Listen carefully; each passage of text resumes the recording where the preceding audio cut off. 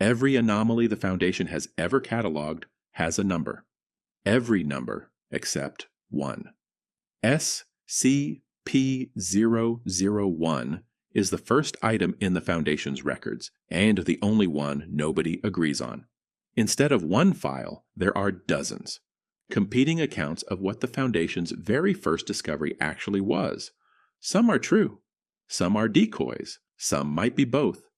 Today, we're opening 7 of the most significant SCP-001 proposals ever written. Every detail comes directly from the proposals themselves, as published on the SCP Wiki. No guesswork. No fan theories. Let's find out what's really behind the most classified item number in the Foundation.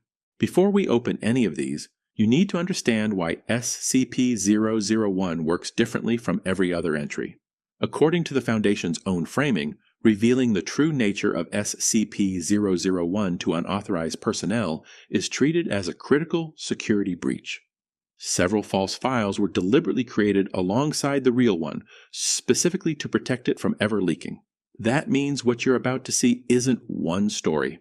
It's a collection. Some real, some fabricated, maybe some both at once.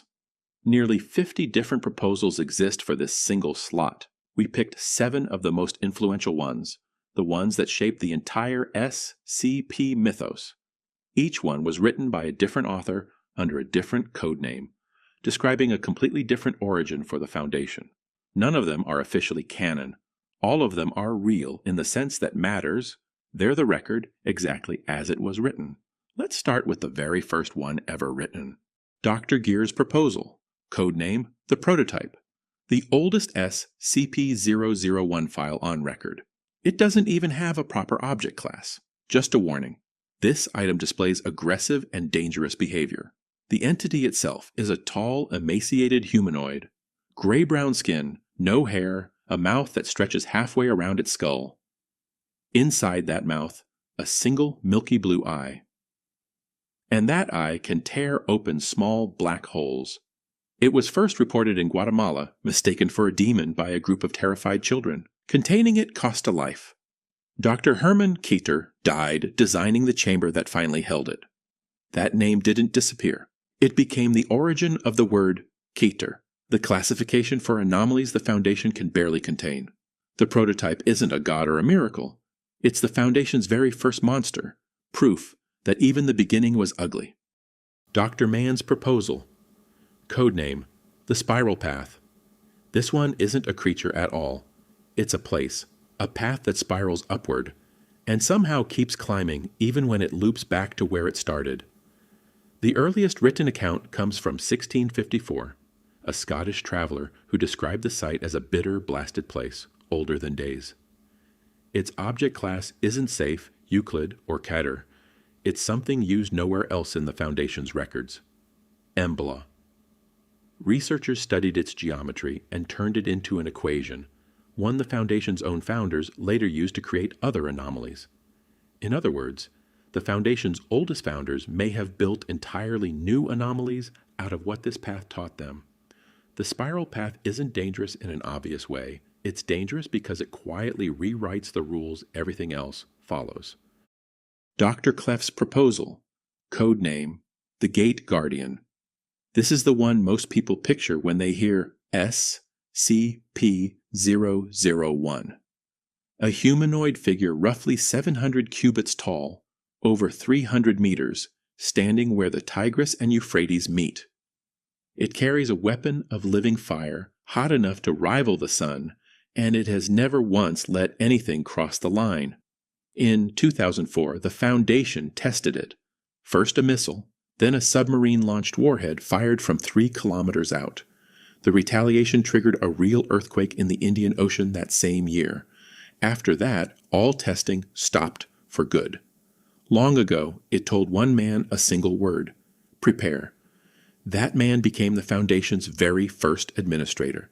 Behind it, through the gate it guards, witnesses describe an orchard, ancient trees, a place that might be Eden itself. The gate guardian doesn't attack.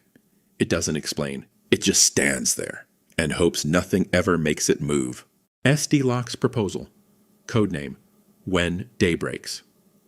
This is the only SCP-001 proposal classified Apollyon. Apollyon means one specific thing. This anomaly cannot be contained, ever, under any circumstances. In this proposal, SCP-001 isn't a creature or a place. It's the sun itself. Its light, sunlight, moonlight, any of it turns living things into a spreading, conscious, liquid mass. Within 24 hours of the event beginning, an estimated 6.8 billion people were gone. Survivors are told exactly one thing: stay out of the light, move only within cover, never travel on foot beneath an open sky. This isn't a monster the Foundation forgot to lock away. It's a countdown clock the Foundation still hopes never reaches zero. Bright's proposal. Codename: The Factory. This file doesn't come from a researcher. It comes from an overseer. In this version, SCP-001 was never officially written up. Not because it's unknown, because one member of the O5 Council decided it never would be. The factory is described as an endless production line, manufacturing anomalous objects on a scale the Foundation has never matched. One of its products became the foundation of another well-known SCP, a false heart, built for something an entire church worships.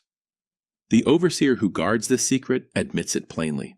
The factory is SCP-001. It simply will never be filed as one. Some secrets aren't classified because they're unknown. They're classified because someone with enough power decided you'd never need to know. Roget's proposal. Codename: Keter Duty.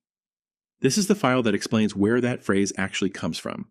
In this proposal, SCP-001 is a facility, one built to contain anomalies too dangerous to exist anywhere else. Its outer appearance shifts slightly depending on who's looking at it. No one has ever mapped its interior successfully. The earliest reference to it dates back to roughly 730 AD, long before the Foundation existed in any recognizable form. Personnel assigned here are kept in total isolation, sealed into separate zones, unable to contact each other for the rest of their lives. That sentence has a name inside the Foundation: Keter Duty. Traditionally reserved only for traitors, it's not a place you're assigned to work. It's a place you're sent to disappear. DJ Cactus's proposal. Codename: The Children. The opening chapter of a much larger saga called the Ouroboros Cycle. In 1922, a Foundation research team proposed building a weapon out of 9 children, ages 4 to 11. The goal was to create something powerful enough to destroy any anomaly that threatened the Foundation, and to answer one hostile organization in particular. The project succeeded, but the cost was the disappearance of an entire town, and a research effort built on secrecy from its very first day. The result was designated Item 001, 9 linked anomalous subjects held in reserve for the Foundation's highest authority alone. This proposal isn't about a monster from outside the Foundation. It's about what the Foundation was willing to build for itself.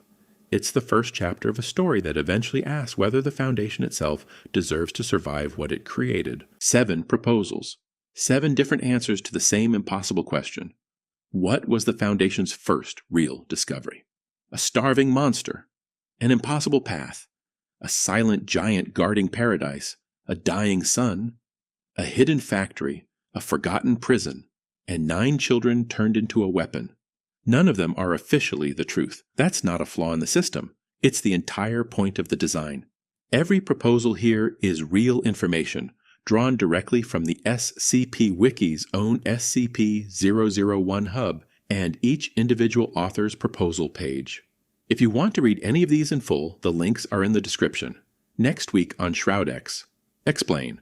We're opening a file even the Foundation doesn't fully understand. Subscribe so you don't miss it.